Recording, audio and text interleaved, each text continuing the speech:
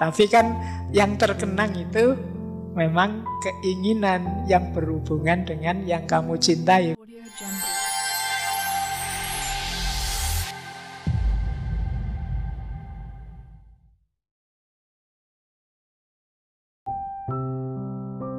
Jadi seorang pecinta itu membaca segala sesuatu dari perspektif yang dicintai.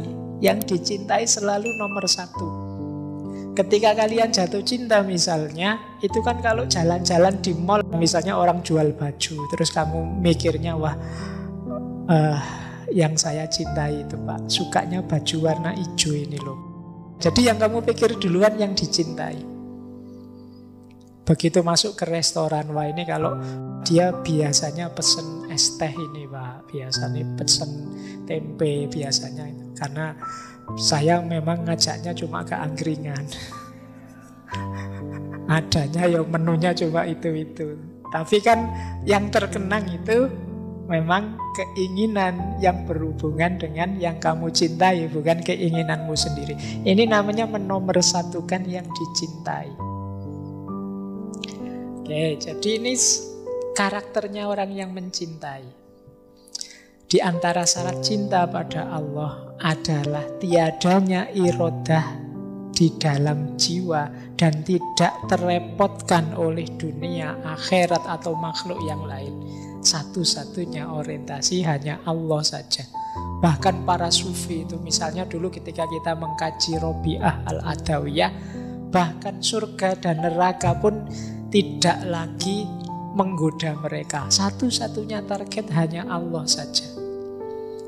Kan Robi'ah Al-Adawiyah itu kan ada syairnya bahwa ya Allah, Engkau ciptakan neraka, berikan itu pada orang-orang yang memusuhimu. Engkau ciptakan surga, berikan itu pada orang-orang yang mematuhimu. Kalau aku, tidak usah engkau beri apa-apa, tidak apa-apa, asal engkau izinkan aku dekat selalu denganmu. Itu Robi'ah Al-Adawiyah. Jadi bukan neraka, bukan surga tujuanku, tapi engkau ya Allah. Itu kan hidup ini sepenuhnya lillahi ta'ala, hanya untuk Allah saja. Nah ini gaya seorang pecinta yang dinomorsatukan yang dia cintai saja. Nah, diilustrasikan oleh Syekh Abdul Qadir Jailani di salah satu bagian kitab Fathur Rabbani itu beliau mengutip kisahnya Laila Majnun. Jadi kalimat lengkapnya begini, wahai orang yang mencintai Allah, cintamu tidak sempurna sampai engkau bersungguh-sungguh menjadikannya sebagai kewajiban. Segala yang engkau lakukan adalah sepenuh perhatian. Jadi sepenuhnya untuk Allah saja. Bahkan kayak kewajiban. Mungkin teman-teman tanya, Pak, dalilnya mana Pak? Wajib mencintai Allah. Itu misalnya kalian tanya begitu. Kata Syekh Abdul Qadir Jailani, pokoknya ayo kita jadikan mencintai Allah itu sebagai kewajiban. Biar ada dorongan. Meskipun cinta itu, kewajiban itu levelnya di bawah cinta, tapi menuju ke sana ayo kita agak menekan diri kita untuk sampai ke sana. Jadikan dirimu seperti orang yang gila kepada Laila. Nah ini analoginya kayak yang kita kaji dulu, cerita Laila Majnun. Qais Ibnu Mulawah yang dia kekasihnya Laila. Ini kan banyak orang menganggapnya gila. Ketika cintanya sudah tidak tertahan lagi, ia menjauh dari keramaian manusia, lalu merantau ke padang belantara, tempat-tempat binatang buas. Banyak orang bertanya, lu Qais itu lu jatuh cintanya pada Laila, kok malah keleleran mengembara kemana-mana, ke padang-padang pasir, ke hutan belantara. Mbok yo muter saja di desanya Laila. Ini sebenarnya analogi, saya sering bilang ini kisah ini analogi cinta ilahiyah, cinta kepada Tuhan. Jadi kalau kita cinta pada Allah, ada satu hal yang harus kita jalankan, namanya uzlah, menyendiri untuk bersama Allah. Makanya Qais itu ke padang-padang pasir, ke hutan-hutan, dalam rangka berdua saja dengan yang dicintai.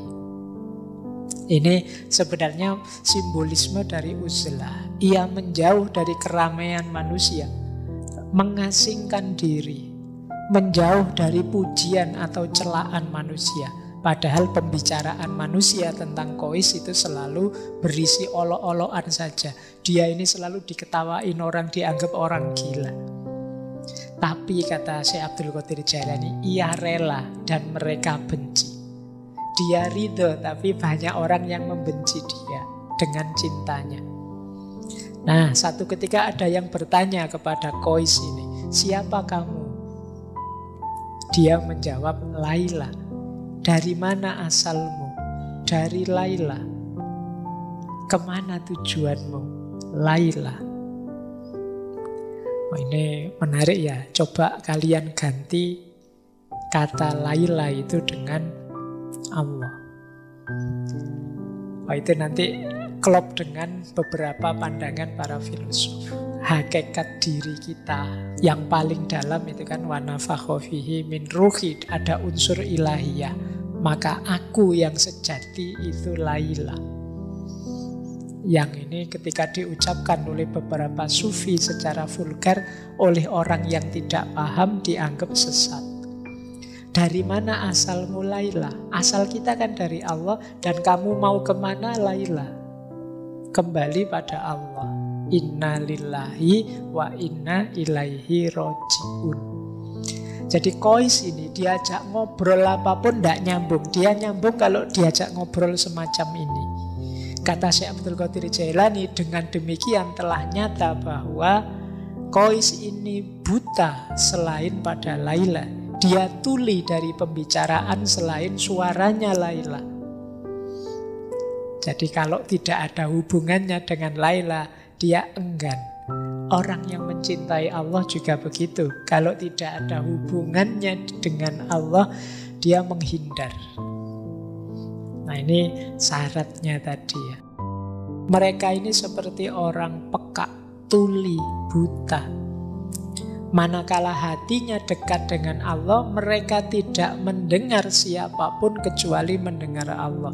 Tidak melihat kecuali melihat Allah. Melihat dengan hati. Jadi tidak melihat hatinya kecuali melihat Allah. Melihat dengan hati itu berarti menyadari hadirnya Allah dalam dirinya.